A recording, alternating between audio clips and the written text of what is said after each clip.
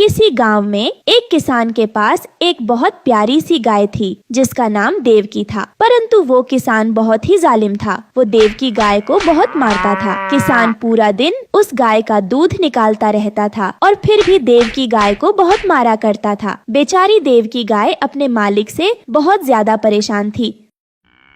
हाय रे, ये किस जन्म की पाप की सजा मिल रही है मुझे, जो मुझे इतना जालिम मालिक मिला है। मैं इसको कितना दूध देती हूँ, फिर भी यह मेरी फिक्र नहीं करता। मुझे इतना कम भोजन देता है और ऊपर से मुझे इतना जोर जोर से मारता है। मुझे बहुत दर्द होता है, लेकिन इस जालिम किसान पर कुछ भी फर्क नहीं पड़ता। पता नहीं इसकी इंसानियत कहाँ मर गई है।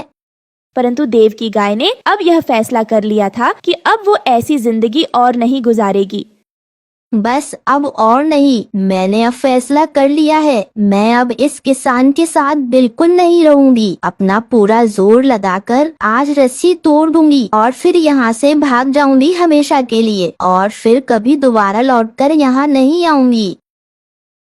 फिर देवकी गाय ऐसा ही करती है। देवकी गाय अपना पूरा जोर लगाती है और आखिरकार वो रस्सी टूट ही जाती है। देवकी गाय किसान के पास से भाग जाती है। भागते भागते गाय घने जंगलों में पहुंच जाती है। तभी जमीन पर पड़ा हुआ एक नुकीला कांटा देवकी गाय के पैर में घुस जाता है और बेचारी गाय जख्मी होकर जमीन पर गिर जाती है और दर्द के मारे करहाने लगती है।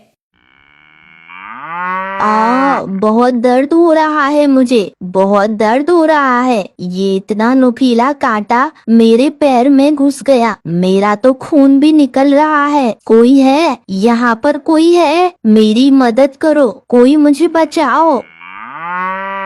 बेचारी मासूम गाय बहुत तकलीफ में थी, परंतु उसकी आवाज सुनने वाला वहाँ पर कोई भी नजर नहीं आ रहा था। तभी अचानक रानो चिड़िया वहीं से गुजर रही थी। रानो चिड़िया उस बेचारी जख्मी गाय को देख लेती है। अरे बाप रे, ये इस बेचारी गाय को आखिर क्या हुआ है? इसका इतना खून क्यों निकल रहा है? लगता है ये जख्मी हो गई है। मुझे इसकी अभी मदद करनी चाहिए। ऐसा कहकर रानो चिड़िया उस गाय के पास आकर बैठ जाती है। चिड़िया, मेरी मदद करो, मेरे पैर में बहुत दर्द हो रहा है। एक नुकीला कांटा मेरे पैर में घुस गया है, जिसकी वजह से मेरा खून बह रहा है। मेरी मदद करो चिड़िया, मेरी मदद करो। गाय बहन, आप बिल्कुल चिंता मत करिए। मैं अभी डॉक्टर तोताराम को बुलाकर लाती हूँ। वो आपकी चोट को देखकर आपकी टांग की पट्टी कर देंगे, फिर आप बिल्कुल ठीक हो जाएंगी। आप घबराइए मत। फिर रानो चिड़िया ऐसा ही करती है। रानो चिड़िया डॉक्टर तोताराम को बुलाकर लाती है। डॉक्टर तोताराम गाय की टांग का जख्म देखता है और उस पर फौरन से पट्टी कर देता है। गाय बहन, अब आप बिल्कुल ठीक हैं। घबराने की कोई जरूरत नहीं। मैंने आपके जख्म की पट्टी कर दी है। कुछ दिनों में ये जख्म ठीक हो जाएगा। रानो चिड़िया और तोताराम भैया, आप दोनों का बहुत बहुत शुक्रिया। आपने मेरी बहुत मदद की है, नहीं तो मुझे बहुत जोर की चोट लग गई थी। परंतु गाय बहन, आप ये बताइए कि आप ऐसा क्या कर रही थी जो आपको कांटा लग गया और आपको दिखा भी नहीं?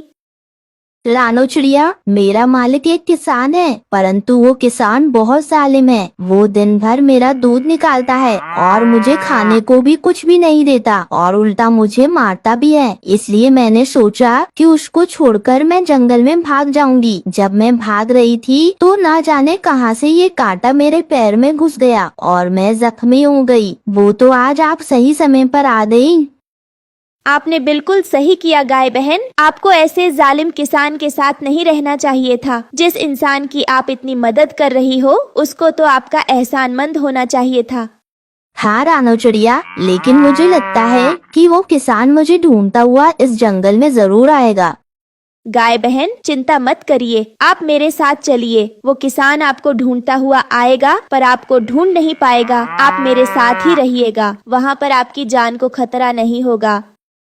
फिर देवकी गाय रानो चिड़िया के साथ उसके घर चली जाती है और रानो चिड़िया के आम पेड़ के नीचे ही रहने लगती है। ऐसे ही काफी दिन गुजर जाते हैं। अब रानो चिड़िया देवकी गाय का दूध जंगल के पक्षियों को बेचती थी। इस तरह वो अच्छे पैसे कमाने लगती है। वहीं कालू कौवा दूर पेड़ पर बैठा ये सब देख लेता है और रानो चिड़िया से जलने लगता है।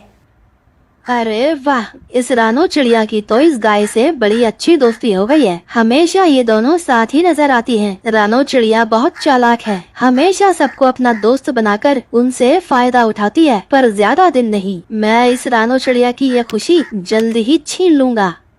वही दूसरी तरफ वो किसान अपनी गाय को जंगल में हर जगह ढूंढ रहा था।